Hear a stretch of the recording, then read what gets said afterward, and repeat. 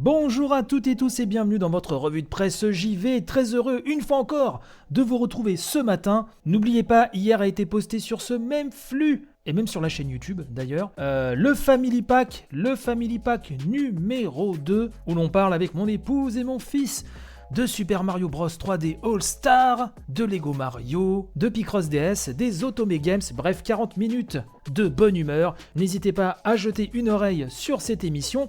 Pour ce matin, j'imagine que les fans de Super Smash Bros Ultimate sur Switch sont en frétillance totale, puisque Nintendo a annoncé qu'aujourd'hui 16h, on devrait connaître le prochain combattant, une annonce qui se fera à travers une vidéo d'environ 3 minutes, nous dit Nintendo Différence, et qui sera diffusée en direct. Après la présentation du personnage, un court message de Monsieur Sakurai sera partagé, mais contrairement aux combattants sortis précédemment, nous dit Klaus sur Nintendo Différence, il ne fera pas de présentation complète. Donc bien évidemment, les spéculations vont bon train. Vu l'ambiance en ce moment, je verrais bien une Xbox Series X en personnage.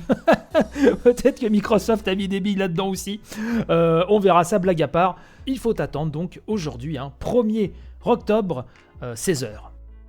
Sujet un peu moins festif, puisque Gamecult revient sur la culture du crunch chez CD Projekt. Vous savez, le studio à qui l'on doit The Witcher, mais surtout le très attendu Cyberpunk 2077, puisque le père Fidalbion nous rappelle que la réalité aurait une nouvelle fois rattrapé l'optimisme de façade qui animait le studio derrière Cyberpunk 2077, un optimisme de façade l'an dernier sur les questions des heures supplémentaires, et ce malgré les multiples reports concédés pendant le développement donc du jeu.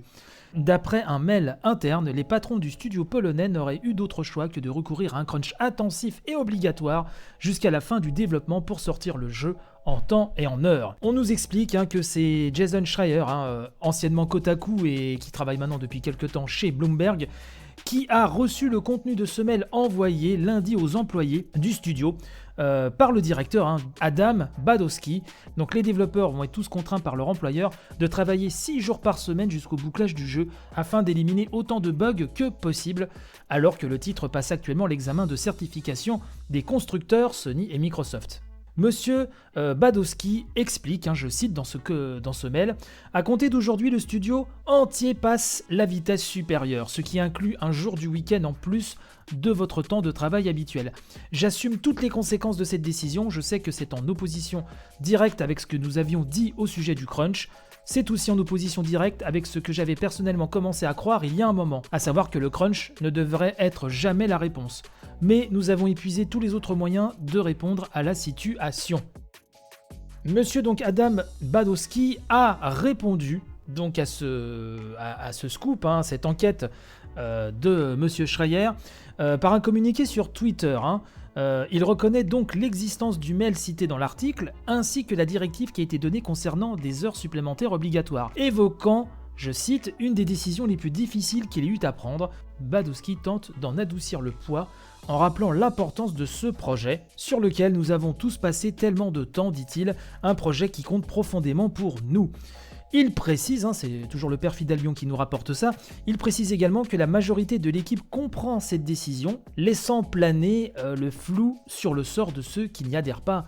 Et sans surprise, il finit par rappeler que chaque heure supplémentaire sera dûment compensée, s'abritant par ailleurs derrière les 10% de profits qui seront redistribués en 2020 aux employés.